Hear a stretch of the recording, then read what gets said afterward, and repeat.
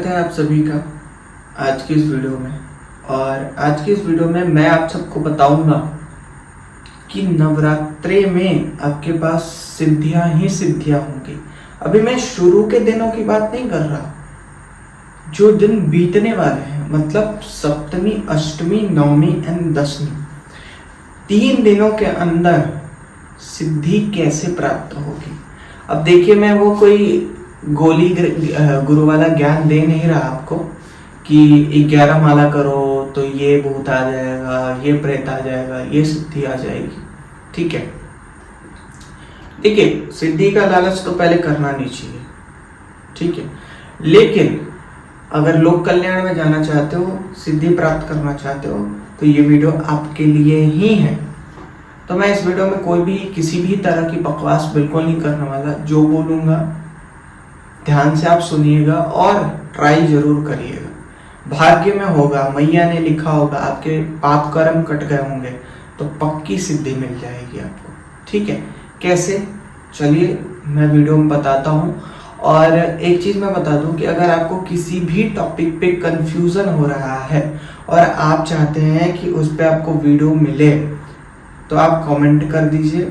मैं कमेंट में देख के उस टॉपिक पे आपको जानकारी और वीडियो दोनों देने की कोशिश करूंगा। मैं उस टॉपिक पे वीडियो बना के आपको जानकारी दूंगा। ठीक है, तो ज़्यादा देरी ना करते हुए चलिए शुरू करते हैं वीडियो।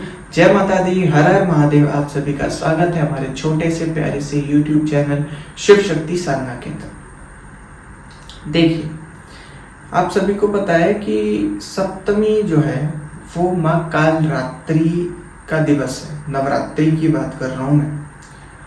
सप्तमी तिथि बहुत महत्वपूर्ण तिथि होती है तांत्रिक, अघोरीज एंड काली माता के भक्तों के लिए।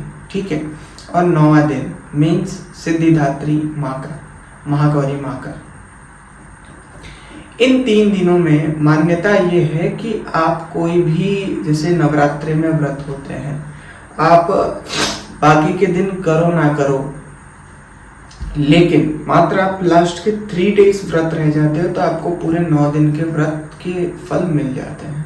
ठीक है, जैसा कि आपने सुना होगा कि अगर आप सिद्ध कुंजिका का पाठ कर लेंगे तो आपको पूरे सप्तशती के पाठ का फल प्राप्त हो जाएगा। सॉरी, सर्दी हो गया मुझे।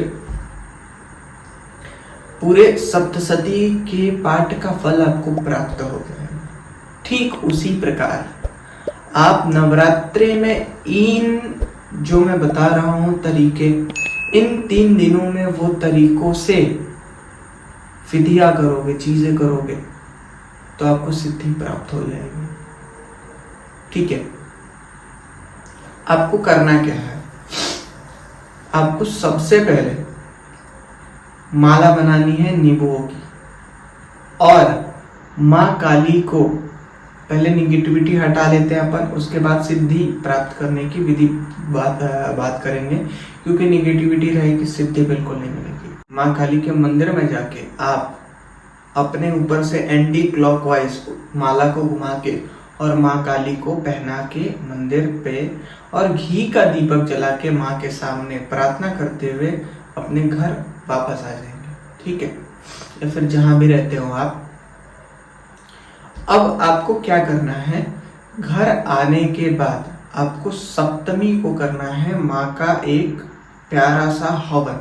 आपको यहाँ पे डिटेल्स दिख रहे होंगे कि हवन सामग्री में आपको क्या क्या चीजें मिक्स करनी है। ठीक है, एक्स्ट्रा से जो चीज लानी है वो है आपको थोड़ा गुड़ की क्वांटिटी बढ़ा देनी। ठीक है, एक तो सप्तमी के दिन माँ को गुड़ का भोग लगेगा और दूसरा गुड़ की अज्ञारी करने हेतु आपको सिद्धि प्राप्त करने, अगर आप सिद्धि प्राप्त करने के लिए कर रहे हैं तो आपको 3 दिन लगातार माँ के लिए हवन करना होगा। और इस मन से नहीं कि आपको सिद्धि प्राप्त हो, मनसा ये होना चाहिए, मानसिकता ये होनी चाहिए कि आपको माँ की विशेष कृपा प्राप्त हो।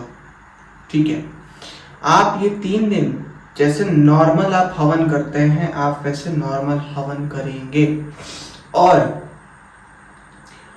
तीनों दिन हवन करके हाथ में जल लेके आप हर रोज हवन करने के बाद पूर्ण आहुति देने के बाद लास्ट में क्या बोलेंगे, हे माँ भगवती, मैंने अभी और आज जो हवन किया है इसका संपूर्ण फल मैं माता सिद्धिदात्री को समर्पित करता हूँ और फलस्वरूप यह कामना करता हूँ कि मुझे उनकी विशेष कृपा, विशेष आशीर्वाद प्राप्त हो। अब सिद्धिदात्री जो माँ है, सिद्धिदात्री, वो माता सिद्धियों का डील करती है, ठीक है। डील मतलब सिद्धियों की देवी है वो सिद्धिदात्री माता। अब जैसे महाकाली और काली माता नकारात्मकता को डील करती है, हैंडल करती है, वैसे सिद्धिदात्री माता केवल और केवल सिद्धि देने का काम करती है। तो वो समर्पित आप सिद्धिदात्री माता के स्वरूप को कर देंगे और फल स्वरूप उनसे विशेष कृपा, विशेष आशीर्वाद मांगेंगे। हाँ, आप हवन भी कर सकते हैं और नवान मंत्र का जाप भी कर सकते हैं। इन 3 दिनों में आप जितना ज्यादा नवान मंत्र का जाप कर सकते हैं करिए। संकल्प तो दूसरी चीज है, जो आप संकल्प कर रहे हैं वो करिए, लेकिन एक्स्ट्रा से नवान मंत्र आप जपके और माँ सिद्धिदात्री को समर्पित करिए 3 दिनों तक लगातार। मतलब रात दिन जगने की बात नहीं कर रहा हूँ, जितना सामर्थ्य हो उतना ही, ठीक है। अब जब आपका हवन संपन्न हो जाए तो आपको सप्तमी के दिन ही एक और कार्य करना है। आपको 9 बजे के बाद रात में थोड़ा सा 1 माला, 11 माला, 21 माला, जितना भी आपकी इच्छा हो, आपको नवान मंत्र का जाप कर लेना है और माँ काली को 11 पे गुड़ का भोग देना है। आप उस दिन मन में ये रखें कि आप माँ कालरात्रि को गुड़ का भोग दे रहे हैं और आपको ओम ऐं ह्रीं क्लीं चामुंडाय विच्चे स्वाहा बोलते हुए 11 में गुड़ को थोड़ा थोड़ा तोड़ के डालना है। ये आप 1 माला, 3 माला, 5 माला, 11 माला या 21 माला 108 मनकों वाले माला से कर सकते हैं आप 11, ठीक है। ये आपके ऊपर निर्भर करता है। हाँ, लेकिन हवन भी सुबह होगा और रात को या शाम को, आप शाम को अगर कंफर्टेबल फील करते हैं तो शाम को भी 11 कर सकते हैं, ठीक है। लेकिन रात को सबसे बेस्ट रहता है कालरात्रि माता के लिए।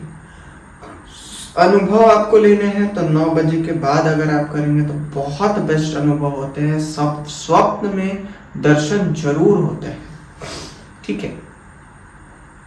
इतनी चीजें आपको करनी है। 3 दिन तक हवन करना है, जाप करके सिद्धिदात्री माता को समर्पित करना है।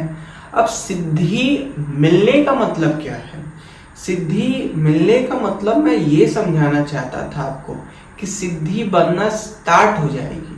सिद्धि का जो, जैसे हम जब भी जाप करते हैं तो हमारा मूलाधार खुलता है, तो सिद्धि का जो पार्ट है, मतलब 10%, 15, 20, 25, किसी किसी की 50 या 100% तक भी अगर माता की कृपा रही तो इन 3 दिनों में सिद्धि प्राप्त हो जाएगी। अब जिनको 10-15% रहेगी उनकी सिद्धि काम नहीं करेगी, लेकिन हाँ थोड़ी बहुत प्रार्थना भी स्वीकार करेगी और कुछ दिनों तक आप जाप करेंगे तो वो सिद्धि कंप्लीट भी हो जाएगी। हाँ, लेकिन आप जिस भी मंत्र से हवन कीजिएगा, हवन आपको सबको पता है पद्धति, पहले गणेश जी, फिर कुल देवी, फिर क्षेत्रपाल देवता, फिर स्थान देवता, फिर पितृ देवता, फिर गुरुदेव, फिर नवग्रह। उसके बाद आपको अपने मेन माला की आहुति देनी होती है, ठीक है। हाँ, और एक चीज की आपको क्या कहते हैं, पूर्ण आहुति जरूर देनी है। पूर्ण आहुति हवन में जरूर देके और 3 बार ऐसे जल घुमा के ओम शांति ही शांति ही शांति ही ऐसे गिरा के और मस्तक पे लगा दें, ठीक है। 3 दिन तक लगातार करेंगे आप। चौथे दिन जो हवन रहता है वो विसर्जन का हवन रहता है। विसर्जन के लिए मैया, जब मैया की ऊर्जा इस लोक से कम होती है, वैसे मैया जाती नहीं कभी, लेकिन इन 9 दिनों तक नवरात्रों में माता की ऊर्जा बहुत चरम सीमा पे होती है, तो वो ऊर्जा जब जाती है तो उसको विदा करने के लिए हम दशमी को हवन करते हैं, ठीक है, मैया को प्रसन्न करने हेतु। तो आप इसी प्रकार से हवन करेंगे 3 दिनों तक लगातार, चौथे दिन विसर्जन के लिए, और आप चाहे तो जाप करके माँ को समर्पित कर सकते हैं, ठीक है।